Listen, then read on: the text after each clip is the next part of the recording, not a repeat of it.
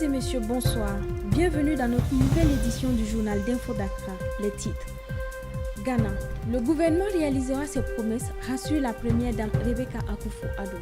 En économie, 57 stations d'essence écopent d'une amende de 261 000 Ghana cedis.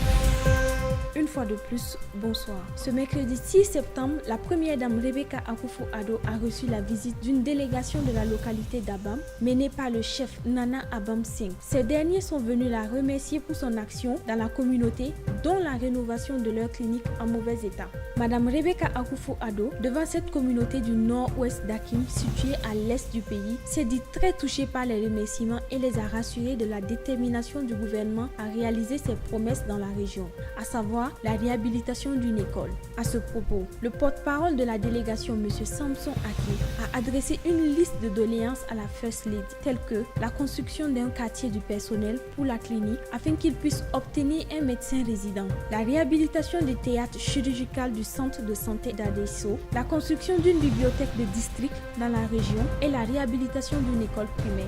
La visite s'est conclue avec l'exhortation de la première dame qui a invité les populations à adhérer massivement au programme de l'école gratuite, notamment au lycée qui démarre cette rentrée scolaire.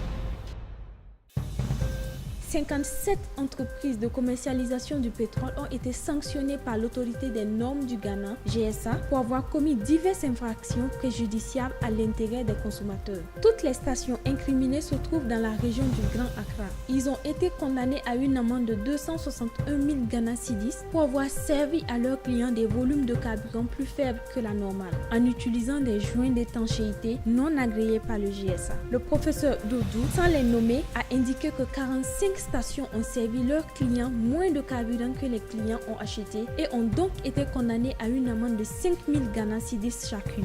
10 autres stations pour avoir utilisé des pompes non agréées par le GSA pour lesquelles elles ont été condamnées à une amende de 3 000 Ghana cedis chacune et les deux dernières ont également été condamnées à une amende de 3 000 Ghana cedis chacune pour avoir scellé leur renifleur. Le directeur général intérimaire de la GSA, le professeur Alex Dodo, a ensuite mentionné que ces entreprises sont sanctionnées pour un délai de 12 mois. Il a aussi déclaré que le GSA entreprendra des contrôles périodiques sur les opérations de toutes les stations d'essence du pays au moins 2 fois par an pour s'assurer qu'elles se sont conformées aux normes de la GSA. Enfin, il a tenu à rassurer les consommateurs sur la totale disposition du GSA à toujours protéger leurs droits.